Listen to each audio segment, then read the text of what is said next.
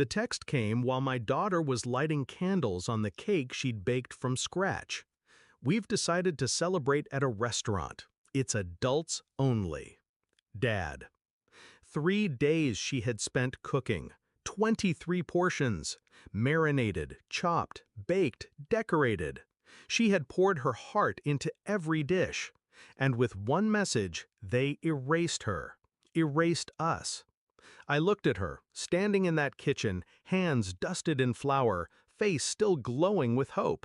She asked, "Should I start plating?" I smiled, steady. Not yet. I didn't scream. I didn't drive to the restaurant to make a scene. I simply took action. 15 hours later, their door started shaking. Hashtag family gatherings used to mean warmth. At least, that's how I remembered them. My mother, sharp, elegant, demanding.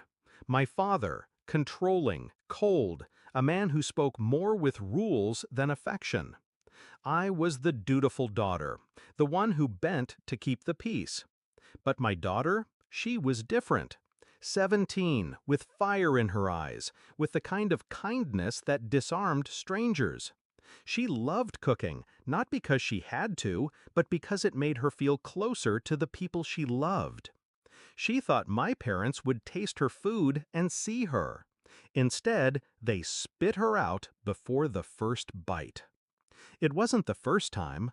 The whispered remarks at Christmas about her tone. The Easter dinner where they invited everyone but us. The sideways looks whenever she spoke her mind. But this was different. This was cruelty sharpened into precision. To cancel her 3-day effort with a text. To call her unworthy, not even with words, but with silence.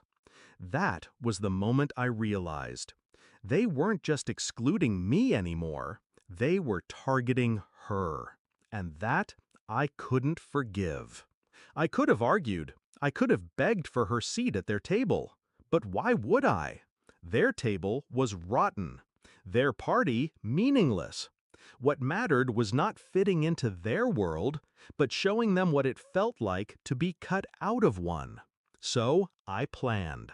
Quietly, calmly. Every ounce of pain they caused her became fuel. Every slight became strategy. If they wanted a party without us, I would make sure it was a night they never forgot. Step 1, the food. I packed every dish my daughter had made, carefully, lovingly, labeled them, sealed them, set them aside. Step 2, the invites. I called the cousins, the neighbors, the very people my parents wanted to impress at the restaurant. I didn't beg them to skip. I gave them an alternative. There's food already waiting, homemade, enough for everyone. Come by my place. Step 3, timing. I sent the group message 15 minutes before the restaurant reservation. While my parents arrived in their finest clothes, expecting applause, their guests' phones buzzed. One by one, the guests turned and walked out. Where did they go? To my house. To my daughter's table. The meal she prepared became the centerpiece. The laughter that filled our home was the kind my parents had tried to deny us. And while the restaurant sat half empty, my daughter, my 17-year-old girl, was surrounded by people who actually saw her. But I wasn't done, because while my mother stewed in embarrassment and my father clenched his fists in humiliation, I knew their pride wasn't the only weak point. The real strike was financial. The restaurant required a deposit, a hefty one, non-refundable, charged to Dad's card. So when the staff brought out trays of food for empty chairs, the humiliation doubled with every dollar wasted. And then came the calls. First from my sister, then from Dad. Angry, demanding. I let them ring. Until I didn't. When I finally picked up, Dad's voice was trembling with rage. "What the hell did you do?" I kept my voice calm. I gave her the birthday party she deserved, the one you stole. He spat curses. I didn't flinch. You wanted an adults-only night? I said quietly. Now you've got one.